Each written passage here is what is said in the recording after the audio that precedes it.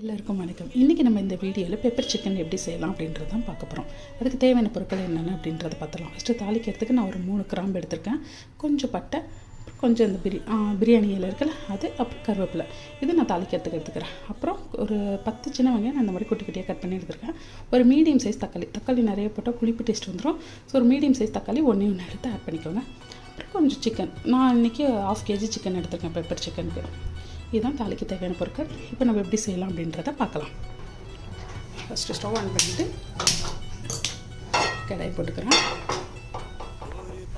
கொஞ்சம் கடாய் சூடானதும் நான் அதில் நல்லெண்ணெய் ஆட் பண்ணிக்கிறேன்.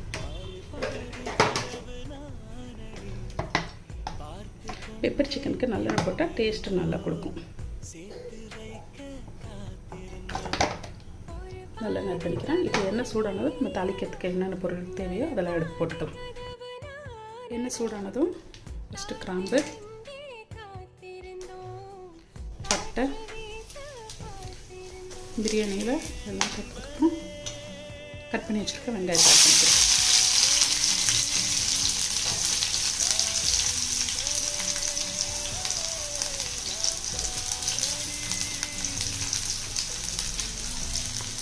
வெங்காயம் ஆட் பண்ணிவிட்டு அதில் கொஞ்சோண்டு சால்ட் போட்டுக்கிட்டால் வெங்காயம் கொஞ்சம் சீக்கிரமாக வதங்கிடும்.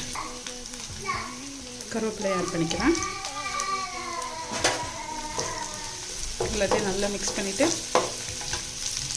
நான் இதில் ஒரு ஸ்பூன் சால்ட் ஆட் பண்ணிக்கிறேன். ஏன்னா ஆல்ரெடி நான் சிக்கனை மேரினேட் பண்ணி வச்சுருக்கேன். இதில் சில்லி பவுடர், கொஞ்சம் மஞ்சத்தூள், அப்புறம் கொஞ்சம் லைட்டாக உப்பு 3 சேர்த்துருக்கேன். ஸோ லைட்டாக உப்பு போட்டு நல்லா வதக்கிக்கோங்க. வெங்காயம் இந்த மாதிரி ப்ரௌனிஷ் ஆனதுக்கப்புறமா நான் தக்காளி ஆட் பண்ணிக்கிறேன். தக்காளி ஆட் பண்ணிவிட்டு நீங்கள் கொஞ்சமாக இஞ்சி பூண்டு பேஸ்ட்டு இப்போயே ஆட் பண்ணிக்கிட்டிங்கன்னா உங்களுக்கு தக்காளி நல்லா வதங்கிடும். ஸோ நான் ஒரு ஸ்பூன் இஞ்சி பூண்டு பேஸ்ட் போட்டுக்கிறேன். ஜாஸ்தி போட்டிங்கன்னா ஃப்ளேவர் ஜாஸ்தி வரும். இந்த இஞ்சி பூண்டு பேஸ்ட் போடும்.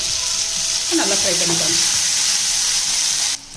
இப்போது இந்த அளவுக்கு தக்காளி ஃப்ரை ஆனதுக்கப்புறம் நான் 1 ஸ்பூன் மிளகாத்தூள் போட்டுக்கிறேன். நான் ஆல்ரெடி மேரினேட் பண்ணிட்டேன் மிளகாத்தூள் போட்டு. ஸோ லைட்டாக போட்டுட்டு வேணும்னா அப்புறம் போட்டுக்கலாம். கொஞ்சம் மஞ்சத்தூள் போட்டுக்கிறேன். இதை நல்லா மிக்ஸ் பண்ணிட்டுக்கோங்க. இப்போ நான் இதில் சிக்கன் ஆட் பண்ணிக்கிறேன்.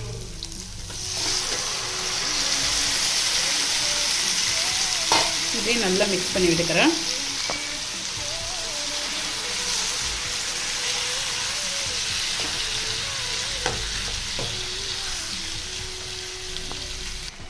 இதில் நான் ஒரு 1/2 கிளாஸ் தண்ணி விட்டுக்கிறேன். ஜாஸ்தி விடாதீங்க, ஏன்னா சிக்கனே வேகிறப்போ தண்ணி விடும். ஸோ லைட்டாக கொஞ்சம் இந்த அளவுக்கு தண்ணி சேர்த்துக்கிட்டால் போதும்.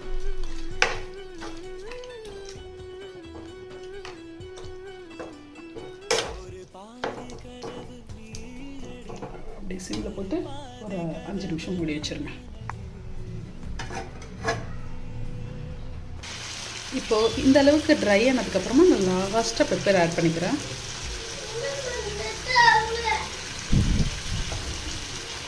பெப்பர் ஆட் பண்ணிட்டு நல்லா மிக்ஸ் பண்ணி விட்டுக்கோங்க. மிக்ஸ் பண்ணிவிட்டு நல்லா ட்ரை ஆகட்டும். இந்த அளவுக்கு ட்ரை ஆனதும் இந்த மாதிரி எண்ணெய் தெரிஞ்சு வந்ததும் ஸ்டவ் ஆஃப் பண்ணிவிட்டு லாஸ்ட்டாக இந்த கொத்தமல்லி தலையை தூவி விட்டுட்டு நல்லா மிக்ஸ் பண்ணி விடுங்க. செம்ம ஃப்ளேவர் கொடுக்கும். பார்க்கவே செம்ம டெம்ட்டாக இருக்கும். நீங்களும் இதை ட்ரை பண்ணிவிட்டு எப்படி இருந்தது அப்படின்றத எனக்கு கமெண்ட்டில் மறக்காமல் சொல்லுங்கள்.